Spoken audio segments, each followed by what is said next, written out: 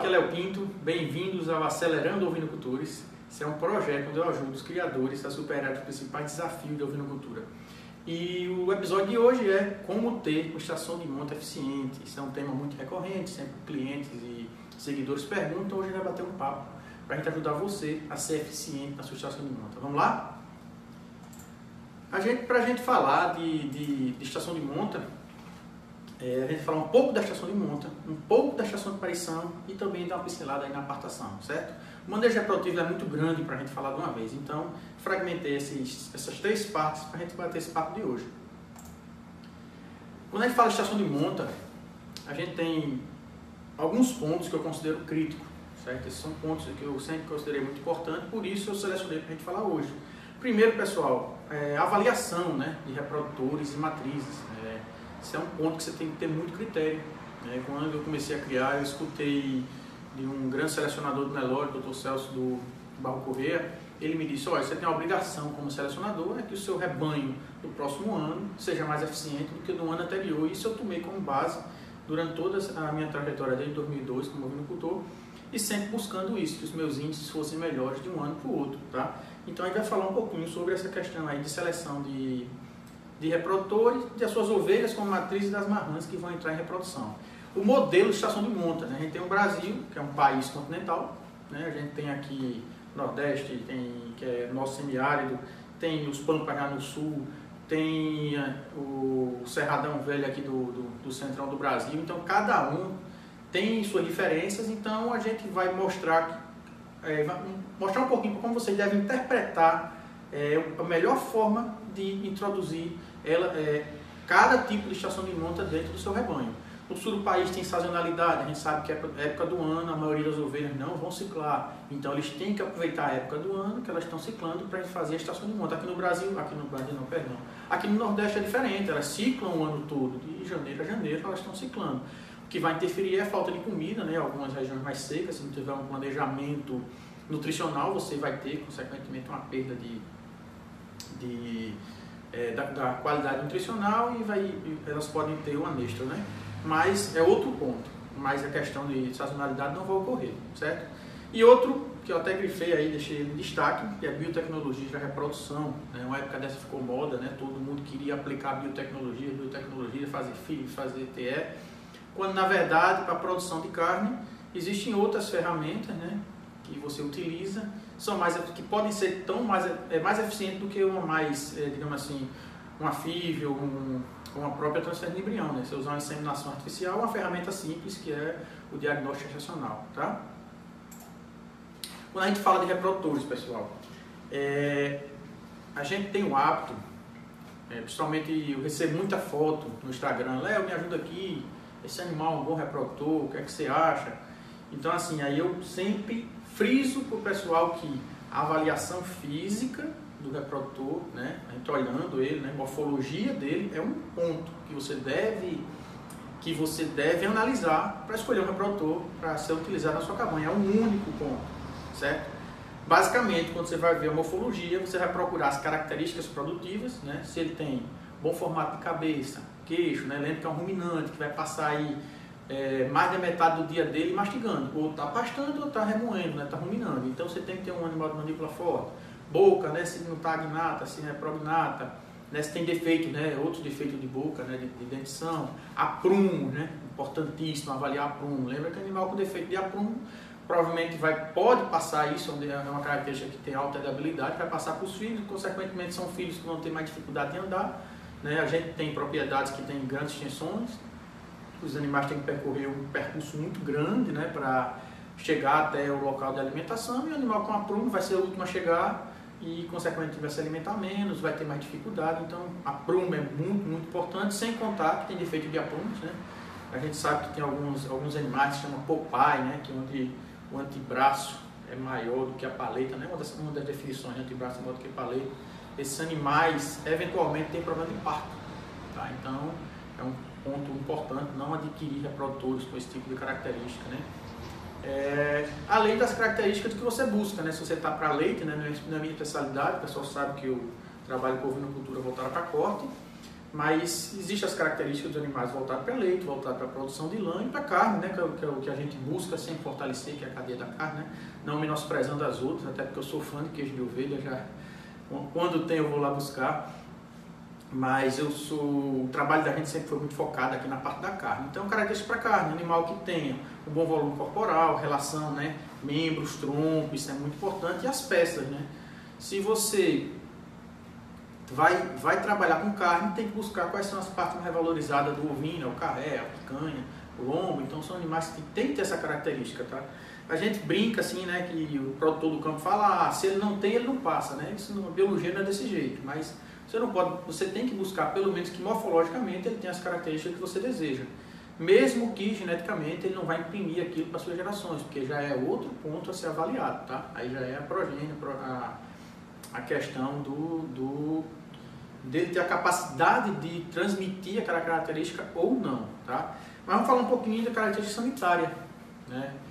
É muito importante você primeiro comprar de criadores que façam um trabalho sério de seleção, né? Esses criadores, pelo menos todos que eu conheço aqui, que a gente dá assistência, eles têm um calendário sanitário, tem um veterinário que ajusta muito bem a questão sanitária do rebanho, tá? Para evitar você adquirir animais com problema, tá? Animal que venha você adquirir um reprodutor que vai transmitir uma série de problemas, vai trazer uma série de problemas sanitários para o seu rebanho. Então, muito importante. Se você não conhece, né, o trabalho que esse criador está fazendo, você vai ter que ter redobrado a atenção nele quando chegar, né? Porque sempre todo animal que chega na sua propriedade tem que fazer quarentena. É muito comum a ânsia do produtor querer logo produtos daquele reprodutor. Então o criador vai adquirir um reprodutor que ele aposta muito na genética, fez uma seleção, fez um critério de escolha grande, buscou se informar do trabalho que o criador estava fazendo, você adquirir um reprodutor. E quando chegar na frente você quer jogar no lote das ovelhas, porque você quer logo aquela genética para você, tá? Mas não é o recomendado. Lembra que transporte, viagem, mudança, leva estresse para o animal, baixa imunidade, alguns animais começam a dar sintomas e alguns problemas podem aparecer nesse reprodutor. E ele vai aparecer quando estiver no lote das suas ovelhas. Então não façam isso, pessoal. Aquele reprodutor, quarentena, tá? Mínimo 21 dias, tá? Algumas regiões aí fazem a prática de 35 a 40 dias, mas mínimo 21 dias.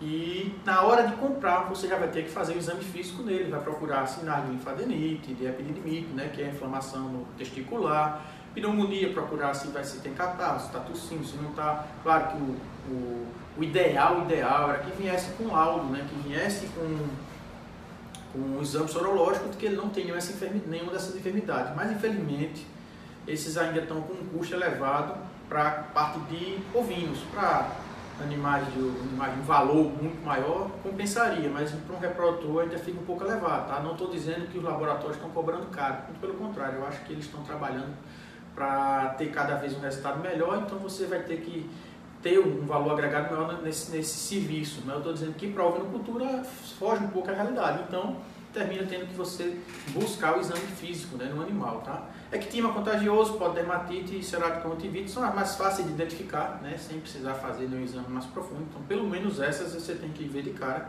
se o animal possui algum desses problemas ou não, certo? Aí, o que eu já falei, as características de aprumo, casco, conformação, boca, olho, muito importante, pessoal, olho, eu esqueci de falar anteriormente do olho, tá?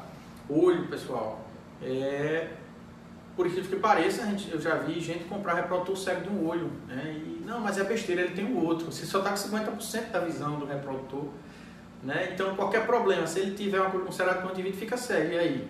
Né? Então, não comprem, né, animais com problema de visão, tá? Faça o teste, lógico, né? Você tem que soltar ele no meio das ovelhas, né? Para poder ver o comportamento dele antes de adquirir, né? Outro ponto, pessoal, vou ter até um videozinho aqui, um carneiro andando, tá? Para vocês poderem solicitar sempre que antes de você analisar o animal, antes de você comprar, né? Muitas vezes a gente compra por vídeo hoje, né? Isso aqui aproxima muitos produtores, né? Eu estou aqui me comunicando com milhares de pessoas e a gente divulga nosso trabalho, até os nossos reprodutores, e milhares de pessoas veem.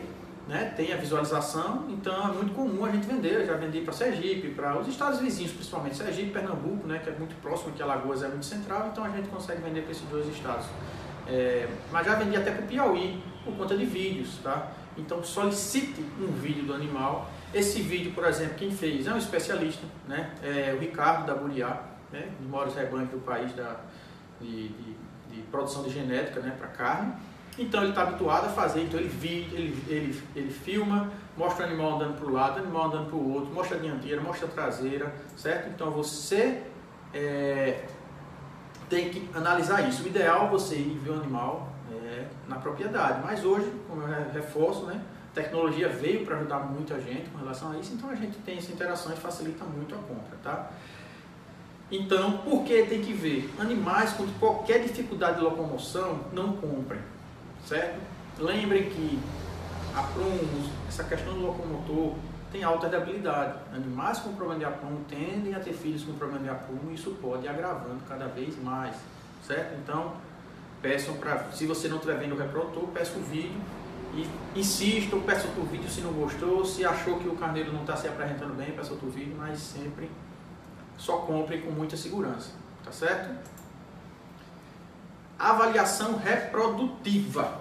Vamos lá, trabalho muito com isso, tá? É uma responsabilidade grande de quem trabalha com cabanha de genética.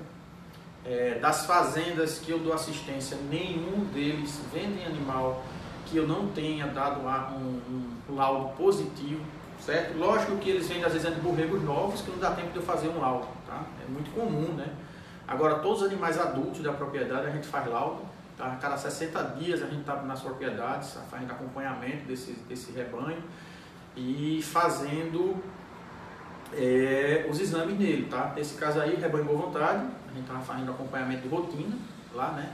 Ele é um rebanho que preza muito pela seleção reprodutiva, então ele sempre está fazendo rotina,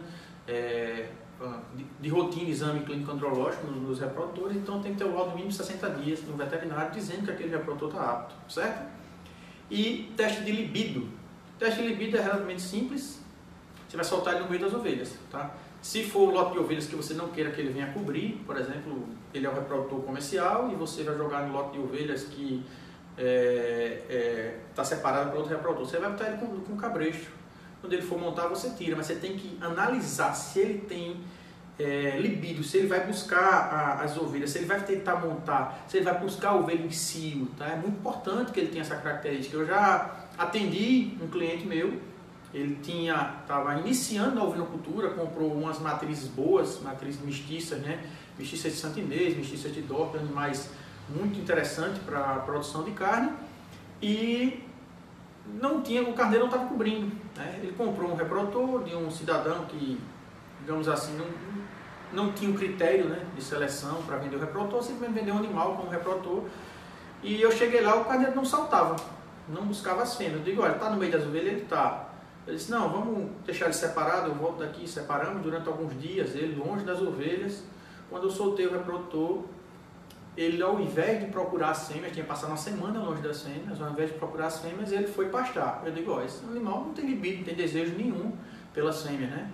Mas quando a gente quer, o proprietário quis de qualquer jeito um laudo, a gente tem outro método de colheita, né, que é o eletroestraculador, coletou, e ele realmente estava azospérmico, não produzia espermatozoide, não tinha libido, não tinha produção. Provavelmente eu não dosei testosterona, mas ele tinha uma baixa dosagem de testosterona. Então o animal foi descartado, né? Obviamente foi descartado, o animal foi devolvido ao criador que tinha vendido para ele, foi devolvido e ele adquiriu em outra cabanha um animal selecionado e seguiu com o projeto dele de produção de carne, certo? Muito importante esse ponto, tá ok?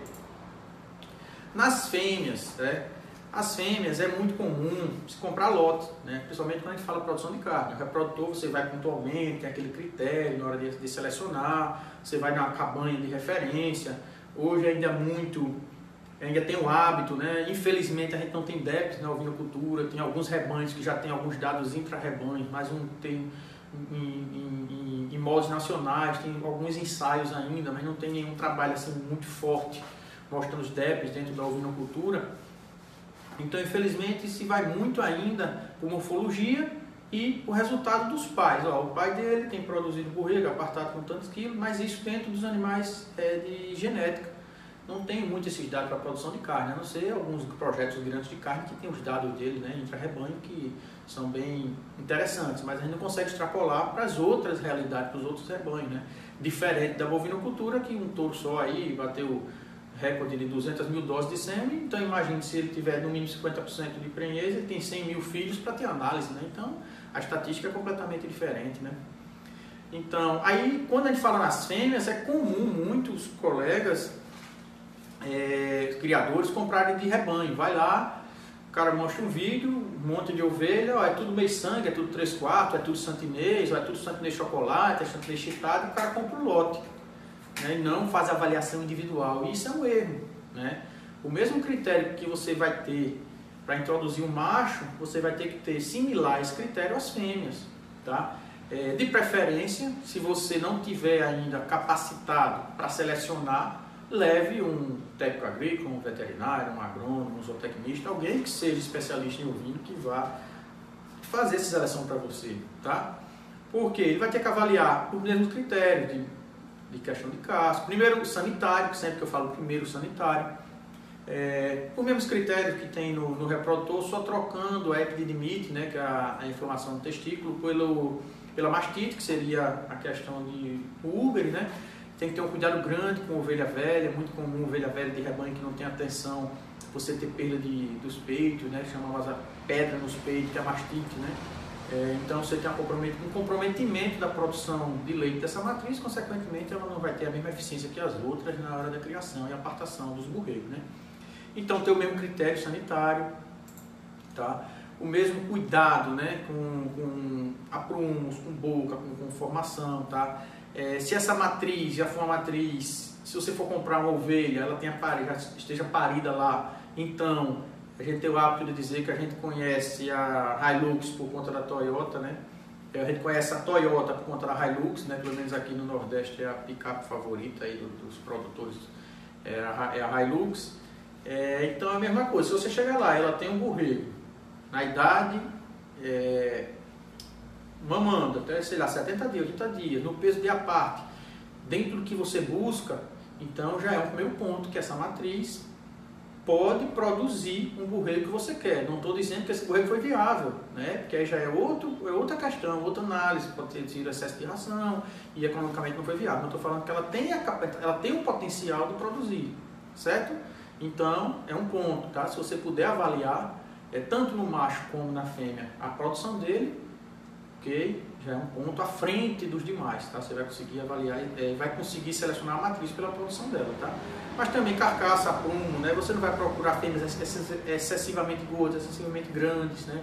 Lembre que a média na produção de carne é muito importante, né? A gente, numa época dessa, estava buscando ovelha de 70, 80 quilos para a produção de carne, é complicado, né? Porque ela não vai apartar um borrego de 50, né? Enquanto uma ovelhazinha de 45, 50, ela vai apartar um borrego aí de 25, de 28, às vezes de 30. Então tem que ter esse cuidado em ter ovelhas muito grandes, tá? Estou falando isso nas médias das mestiças aqui no Nordeste. A gente sabe que no sul do país tem raças que as ovelhas são bem maiores, tá certo? Conformação, outro ponto importante, você tem uma atenção, né? Se está dentro da raça que você quer. Porque, pessoal, às vezes a gente critica quando fala raça, né? Esse rapaz está falando só de raça, você é selecionador, mas como a gente não tem DEPS, né? Então a Texel faz um trabalho fantástico lá no sul do país, Hampshire Down, Ilha de France, eles fazem as seleções dele, buscando funcionalidade, buscando animal precoce, buscando animal que produz a carne mais cedo, que produz a carne mais barata, que produz a carne mais rústica, com menos custo sanitário. Então tem alguém trabalhando aquela raça e fixando algumas características que você busca dentro do seu rebanho, né? Que você vai buscar de determinada raça dentro do seu rebanho. Por exemplo, aqui na minha região não se adaptou algumas raças do sul, tentamos trazer, na verdade isso faz muitos anos, eu estava no início da minha ovinocultura, tentou trazer algumas raças, não se adaptou, mas raças espetaculares. Mas a realidade dela não coube aqui pra gente, certo? Por isso que a gente fala muito de você ter conformação e padrão racial, certo? Da mesma forma que algumas raças do Nordeste, quando foram para o sul do país, não conseguiram ter a mesma produtividade que as raças já adaptadas e selecionadas naquela região. Então isso cabe na sua propriedade e você analisar qual dessas realidades é melhor. Manejo sanitário das matrizes. Esse é outro ponto, pessoal. Quando você tem estações bem definidas, né, tem cliente meu que ele faz uma estação de 6 meses no ano, ponto. Quem não pariu, descarta. Tem outros que ele faz estação de 3 meses, de 3 meses, de 3 meses e para uma época. Por que ele para uma época? Porque tem uma época do ano que ele não quer aparição. Na minha propriedade a gente evita nascimento em maio, junho e julho, porque aqui é uma incidência de chuva muito grande e dificulta um pouco as ovelhas no campo. As ovelhas puras, como são mais embaiadas, a gente consegue contornar essa situação, mas as ovelhas de campo a gente evita, tá? Porque você vai mandar as ovelhas à parte, com muita chuva a gente não vai conseguir, certo? Então, desenvolver um calendário sanitário personalizado para o seu rebanho, né? Que a gente faz isso no nosso programa Rebanho Blindado. Vacinar as matrizes preferencialmente no terço final de gestação, clostridiose, pasteurose e contra as mastites. Aí vem um ponto.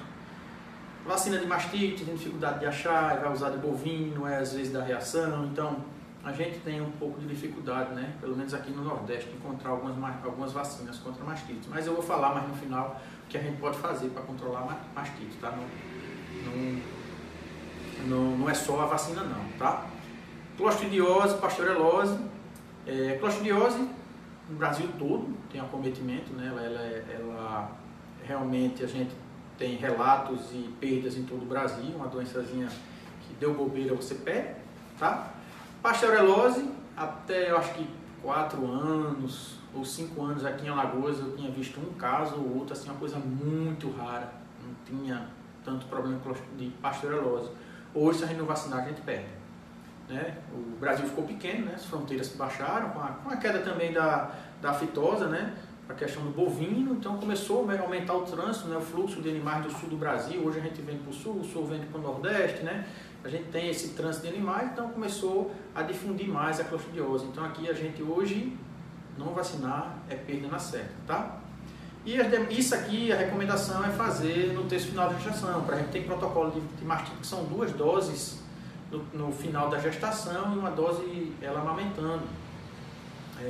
Demais vacinas obedecer a indicação do melhor época do ano e do período da região de vocês, tá? Vermifugar antes da estação de monte e no terço final. Não quer dizer que não vai ser necessário você vacinar, você vermifugar nesse meio do caminho, tá certo? Porque eu falo no meio do caminho, porque você dá a primeira dose antes da estação de monte, ela entrou, ela pode não emprenhar no início, ela vai emprenhar no final. Então ela emprenhou lá com estação de 4 meses, ela emprenhou os 4 meses, então ela está 4 meses sem vermifugar. Tá? Em algumas regiões não cabe esse período de 4 meses sem vermifugar, outras você vai até bem, né? Se você tem outro tipo de controle, certo? Estação de monta, aquilo que a gente falou, duração, o período do ano, você vai ter que analisar qual é o melhor para a sua realidade. Eu vou dar o exemplo da minha, né? Que a gente foge, como eu já falei, foge de 3 meses do ano, eu não tenho aparição, o resto do ano a gente tem, tá? A gente condensa uma aparição maior, né? Para uma época do ano a gente tem mais fartura de alimento, então você vai ter menos trabalho, né, para alimentar as suas ovelhas, então você condensa para elas estarem em final de gestação e parir nessa época do ano, tá?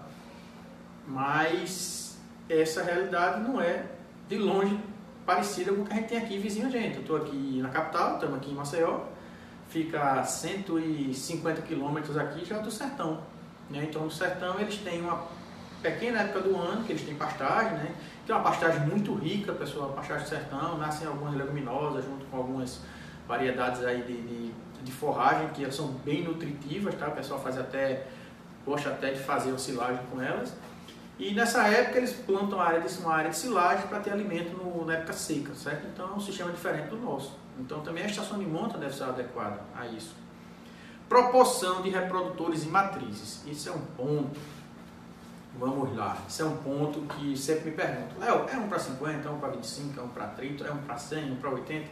Aí eu gosto de falar, não tenho a resposta certa para isso. Mas rapaz, como não tem? Vai variar de acordo com o tipo de manejo que você usa. Se você intensifica, um exemplo, Léo, eu tenho 100 ovelhas, eu quero elas prenhem em 3 meses. Você vai ter que partir para uma quantidade maior de reprodutores, né? Partir aí para 4%, né? 1 para 25, não é isso? Cada 100 a cada 100 matrizes você ter 4 reprodutores, certo? Então você tem que trabalhar com esse percentual aí. Mas meus reprodutores são experientes, né? Eu tenho uma atenção grande com a questão do veterinário aqui, faz sempre andrológico, qualquer animal que baixa a gente já substitui, tá? Você vai trabalhar com 3, 1 para 33, certo? Então esses ajustes você vai fazendo de acordo com o seu manejo. Agora, eu já tive um reprodutor que criou mais de 80 ovelhas no ano. Como isso? Léo, como é que você fez isso? Primeiro, funcionário treinado, equipe treinada, e a gente saiu controlando. Se você fizer uma divisão durante um ano, sai, né? Eu acho que foi em 6 meses a estação que foi feita aí. Você faz uma quantidade que não força muito o reprodutor. E eu tive uma produção muito boa desse reprodutor. Foi o primeiro reprodutor da gente puro, né?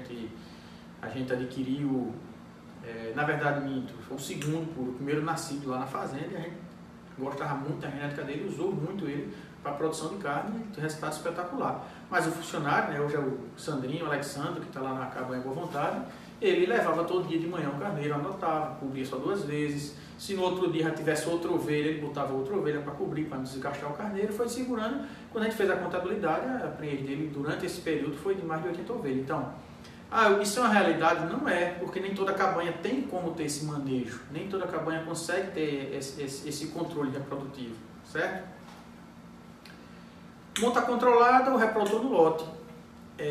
Dependendo do sistema, eu uso uma ou outra. Ovelhas de campo, eu gosto muito do reprodutor no lote. Aí me perguntam, mas Léo, ele fica o dia todo com lote, vai para campo? Aí eu digo, vai depender da sua segurança na sua cabanha. Exemplo, um reprodutor hoje está 3, 4 mil reais, um reprodutor Dorper, White Dorper, né? Reprodutor Santinês também. Meus clientes aqui estão vendendo a 3 mil, às vezes um borrego mais jovem, 2.500, mas é 3 mil, 4 mil reais. Você vai comprar um reprodutor desse, vai deixar no campo um cachorro matar, que infelizmente, né, ainda é a realidade aqui no Nordeste, a gente teve corriqueiro, né, essa reclamação de que tem muitas perdas, né, por conta de cães. Então a gente tem tem que ter esse cuidado. Então, se você não pode garantir, né, essa proteção para ele, então você joga as ovelhas no campo e vai dormir com as ovelhas. Tá? Pode botar o marcador, certo? O marcador no peito, ele vai marcar, você vai fazer o controle das ovelhas, né? Você pode mudar o marcador, as cores do marcador e ir alterando, né? Para saber se a ovelha repetiu, se foi coberta no outro dia ou não foi, tá? Ou pode jogar ele, se tiver segurança, no pasto o dia todo, não tem problema. Os reprodutores, na verdade, devem ir ao pasto, né? Mas se não tiver segurança, você não solta o pasto. Você vai me dizer, mas Léo, por que o reprodutor não pode ir e as ovelhas vão? Aí o que é que eu gosto de dizer? Geralmente o reprodutor é mais pesado, é mais lento, então se um cachorro atacar, as ovelhas fogem, né? Aí o borreguinho vai ficar para trás, mas uma ovelha geralmente é mais rápida, o reprodutor é mais lento, fica para trás, o cachorro pega, ou ele vai defender o rebanho, vai querer fazer a defesa do rebanho para cima do cão e consequentemente ele vai perder essa briga, né?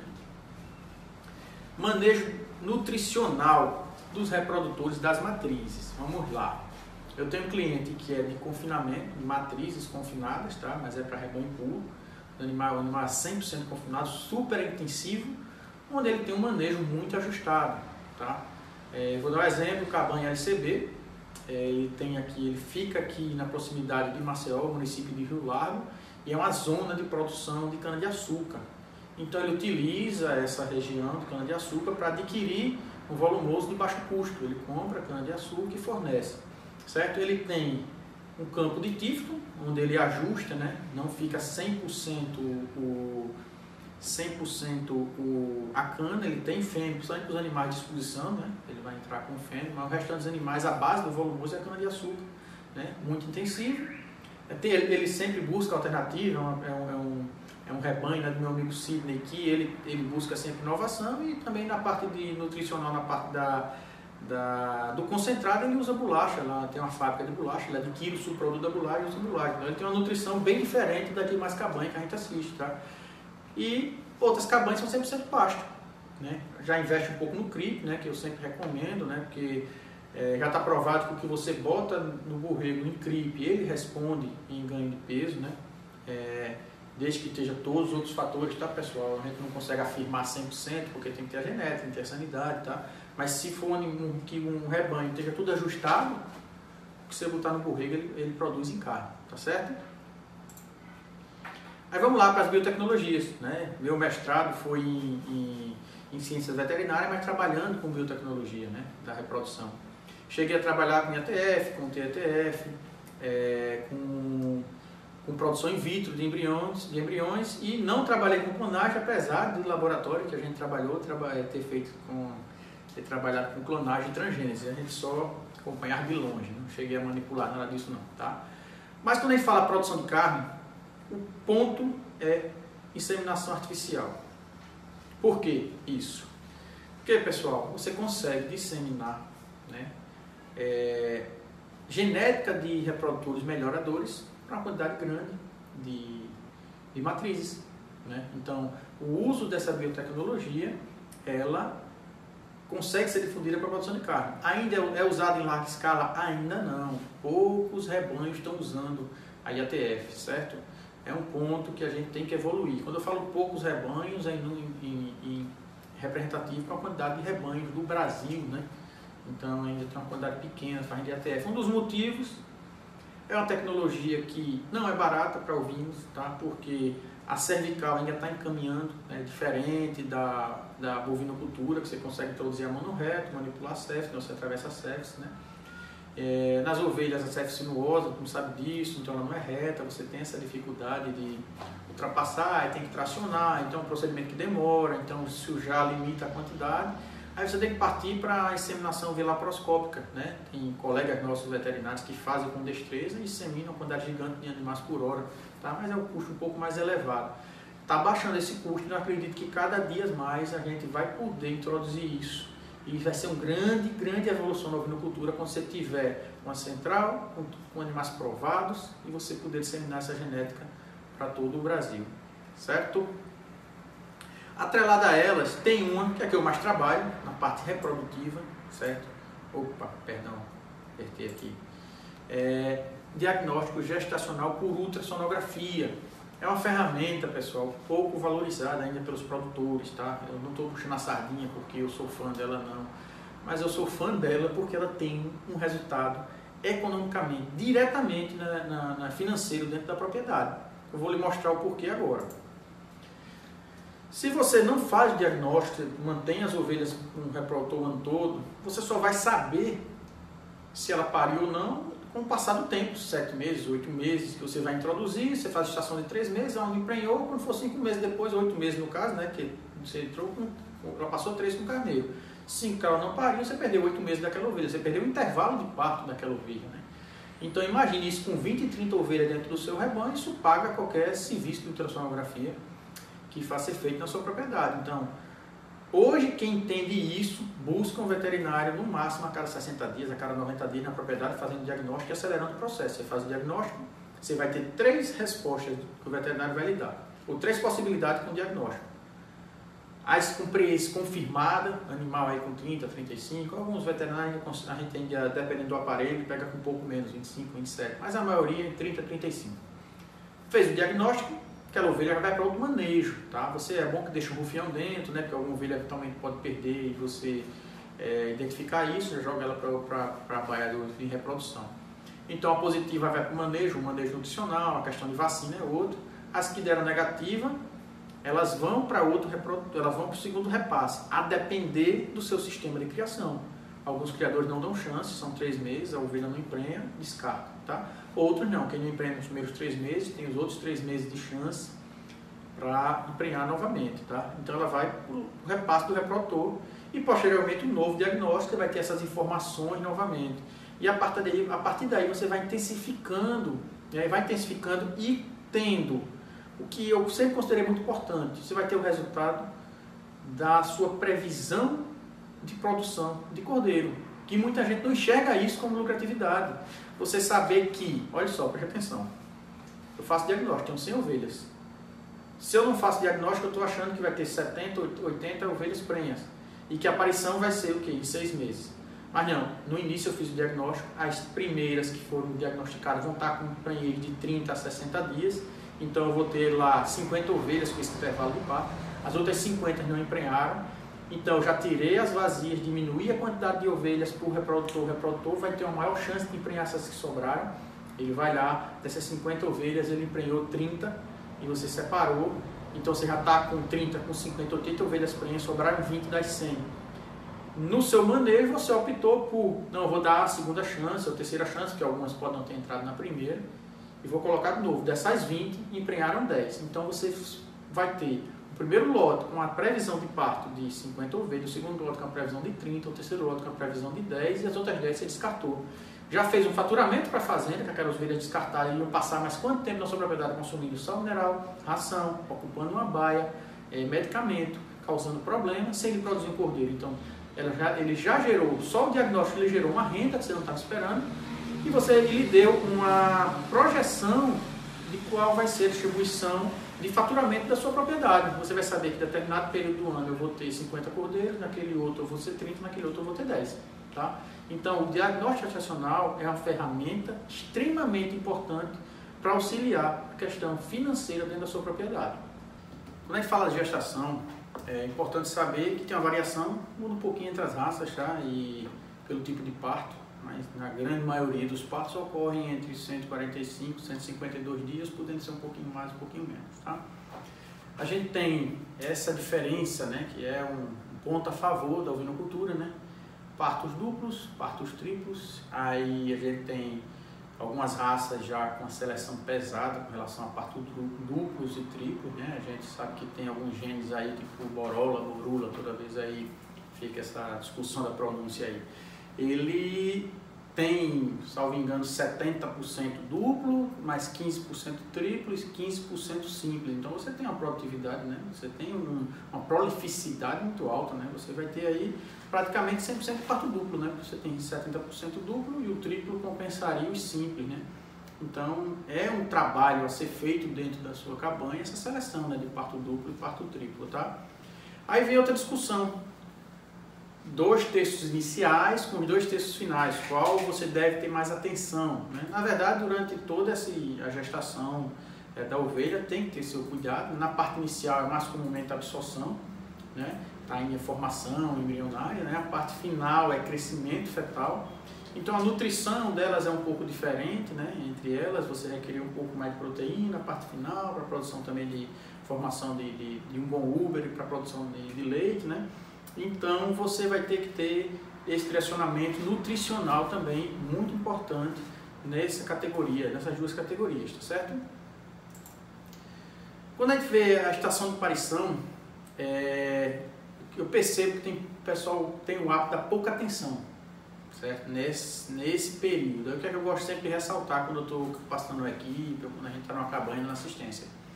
Você deve ter todo o trabalho prévio, né? Estou aqui falando com vocês aí, 40 minutos, lá acho que já está com mais de 40 minutos.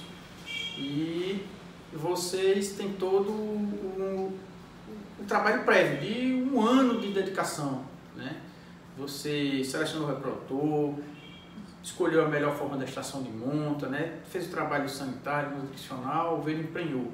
Na hora que ela vai lhe entregar o pagamento, né? Que a gente tem que entender que é uma troca entre as ovelhas e você, né? Você fornece ração, um volumoso de qualidade, instalação, sanidade, ela vai lhe pagar em produção, né? E na hora dela lhe pagar, você não vai dar a ela a melhor condição para ela lhe pagar, né?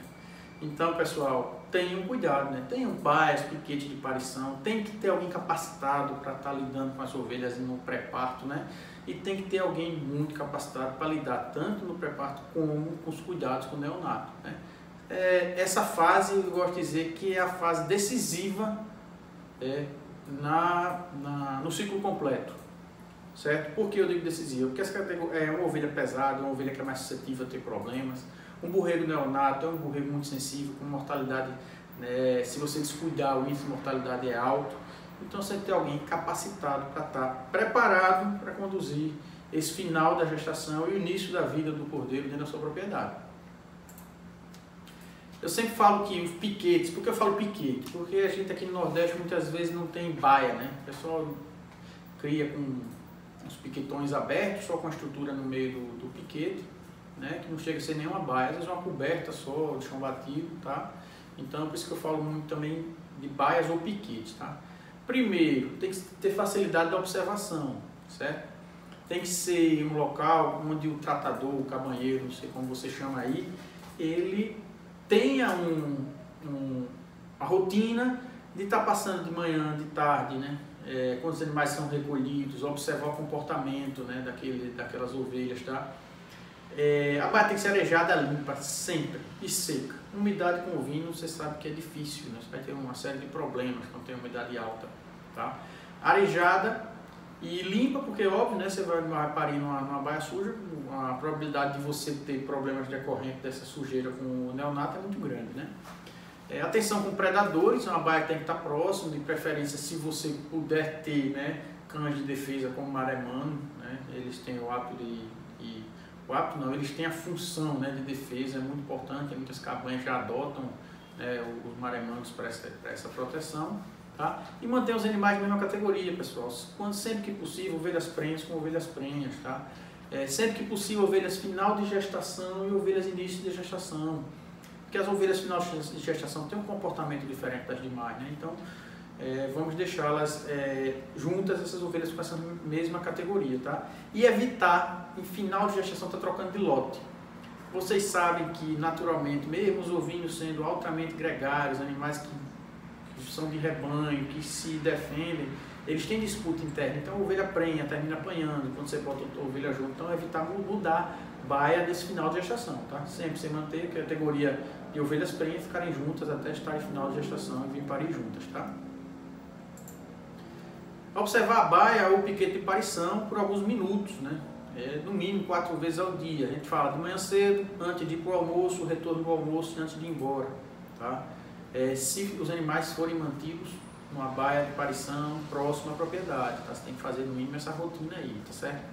Se são animais que vão à parte, então você vai observar de manhã cedo e no retorno o comportamento, se o animal realmente está querendo parir, se entrou em trabalho de parto e não conseguiu, teve alguma dificuldade, tá? Uma atenção maior, lembra animais de primeira cria, né? O animal nunca passou por essa situação, ela não sabe como lidar, né? Então, se tem um estresse maior, essa categoria é que causa mais rejeição, né, dos borregos, né? Você vai ter borregos lá que as mães não estão criando, então isso é um problema sério dentro da ovinocultura, você ter mães que não criam, né? Então é importante você ter uma atenção nessa categoria. Auxiliar no parto quando necessário, né? Muitas vezes uma marrã, né, nunca pariu, tem dificuldade, só basta você puxar um pouco, ela já vem, já tira o borrego, ela já vai sofrer menos, então é um animal que sofre menos durante o parto, ela vai ter uma recuperação mais rápida para dar mais atenção e criar melhor o cordeiro, certo?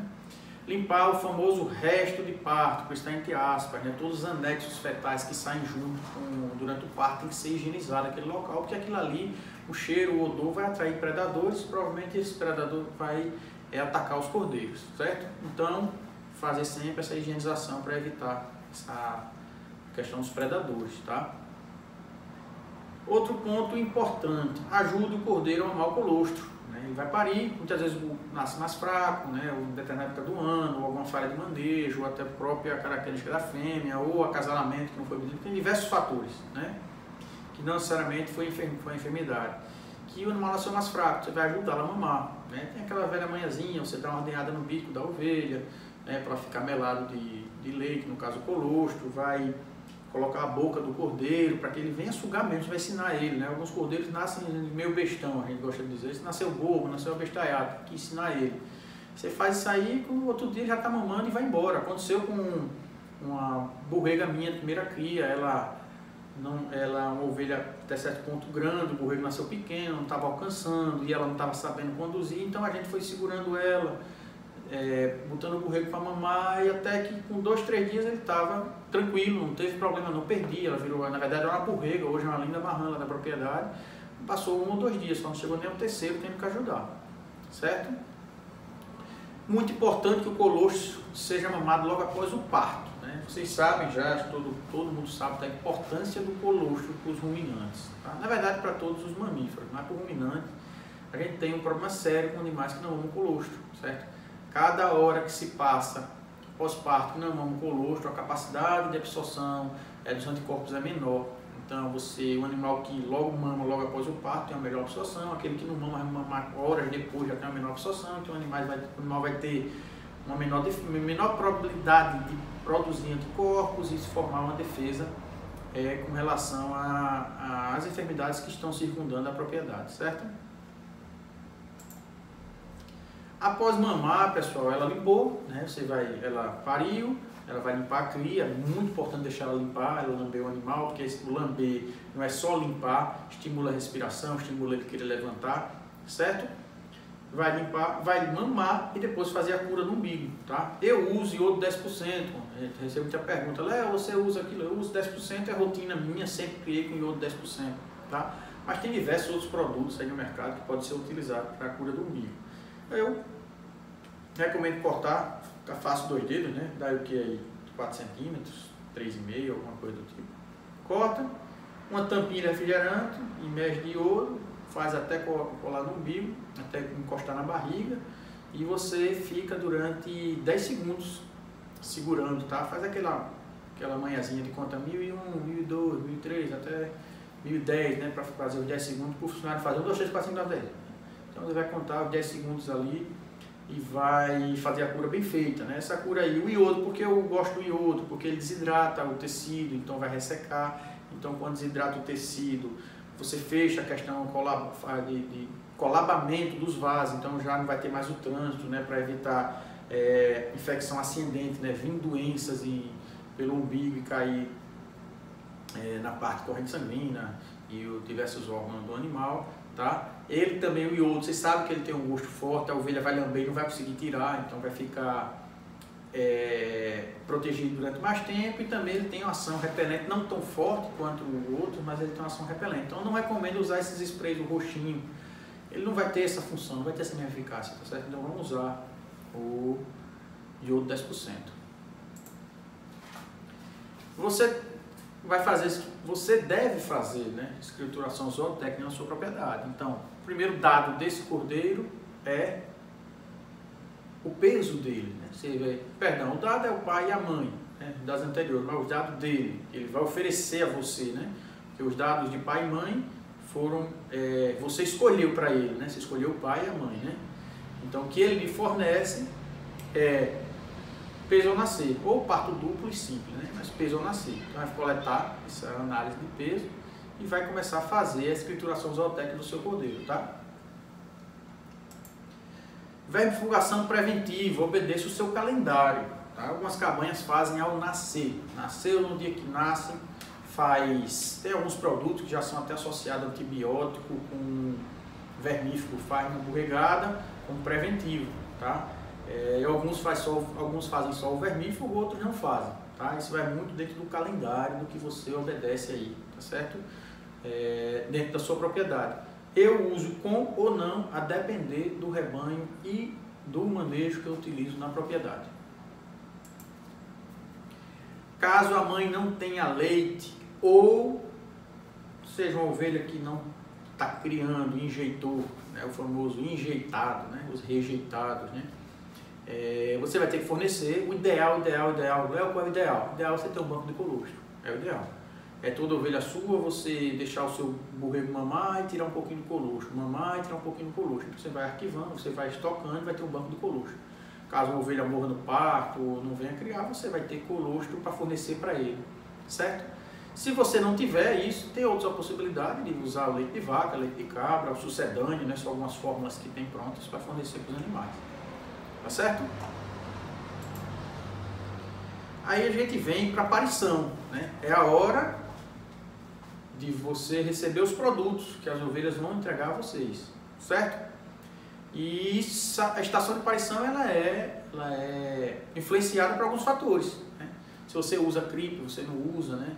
Se a mamada é controlada ou não é controlada, a sanidade dos cordeiros, né? Fora a genética que a gente falou anteriormente que você escolheu, né? Para utilizar dentro da sua cabanha.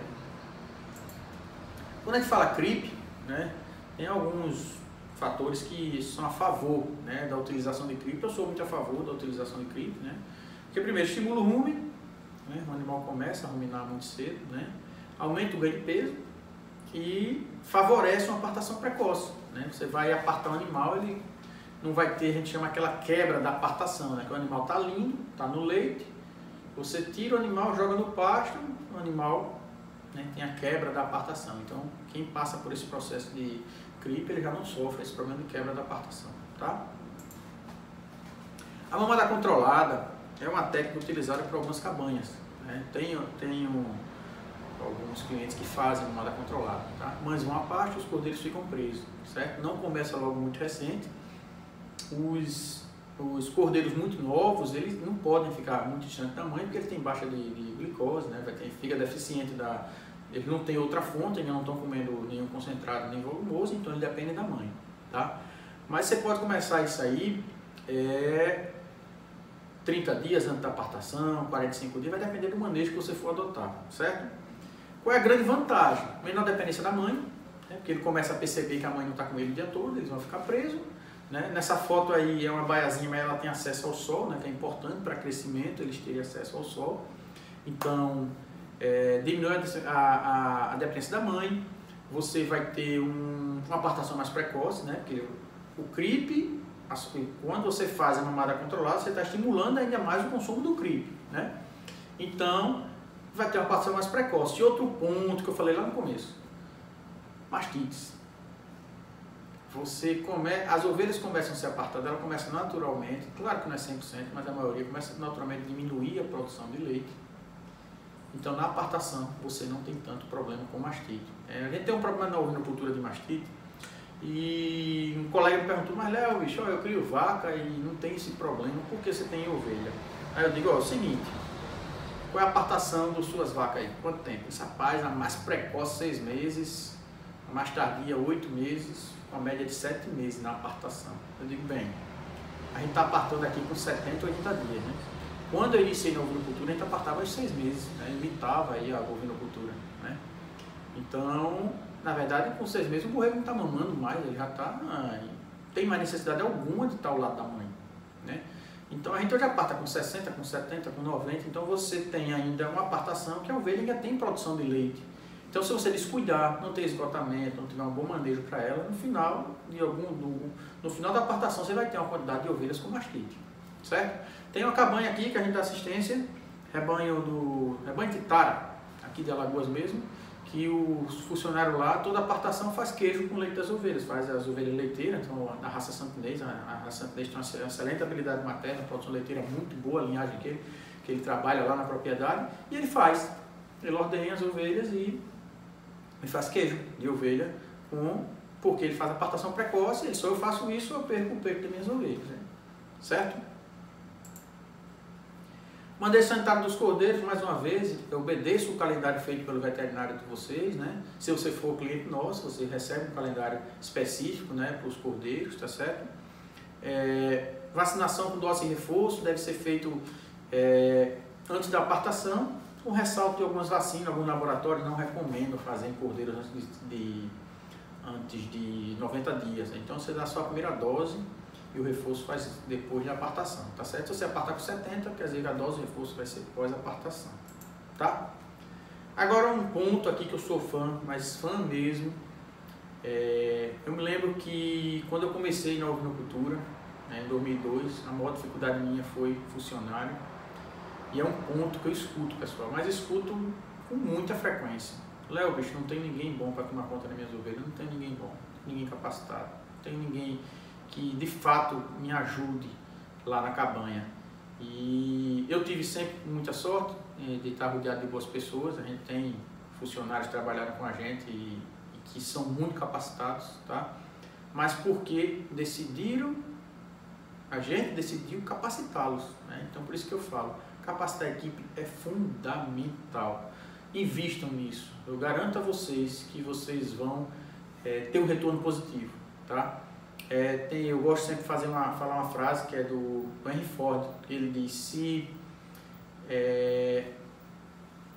você acha caro, né, investir em funcionários e eles irem embora, pior é não investir e ele continuar trabalhando para você, né? Então isso para mim é fantástico, vem muito ao lema do que a gente tem que fazer com o nosso cabanheiro, com os nossos tratadores, é investir muito investir muito na capacitação dele, né? E muitas vezes você tem um cara interessado, um cara que quer aprender. Se você der chance para ele, você dá empurrãozinho, ele vai embora, vai se capacitar, vai fazer um melhor trabalho dentro da sua propriedade e vai ter melhor resultado. Consequentemente, você vai ter uma ovinocultura mais eficiente, tá? Por que eu falo isso? Porque não adianta você investir em tecnologia, investir em sanidade e ele chegar, você comprar o melhor vermífugo, comprar as melhores vacinas e essa vacina chegar, a tecnologia da vacina chegar no frasco e morrer na prateleira da sua cabanha. Não adianta ele não saber a melhor forma de aplicar, a melhor forma de pegar aquela tecnologia e colocar dentro dos seus animais, certo? Então, investir, pessoal, é um dos grandes gargalos da ovinocultura, é isso. Então, vamos investir em capacitar a equipe, beleza? Então, pessoal, esses são os pontos que eu tinha aqui para a gente discutir, né, que eu tinha para trazer para vocês, né, sobre como ter uma estação de monta eficiente, tá? É um passo a passo, certo? Não tem modelo fixo, por isso que eu abrangi vários tópicos, tá certo? Não tem modelo fixo. A gente tem um país, como eu disse anteriormente, continental. A gente tem pampas, cerrado, agreste, sertão, zona da mata, Amazônia. Então a gente não tem um modelo, mas a gente tem como seguir diretrizes e ajustar para cada realidade, buscando sempre a melhor opção para que você tenha uma cabanha cada vez mais lucrativa, beleza? Fiquem ligados no nosso canal, que a gente vai ter muito vídeo legal para ajudar cada dia mais você a entender suas dificuldades e superá-las, beleza? Grande abraço, pessoal!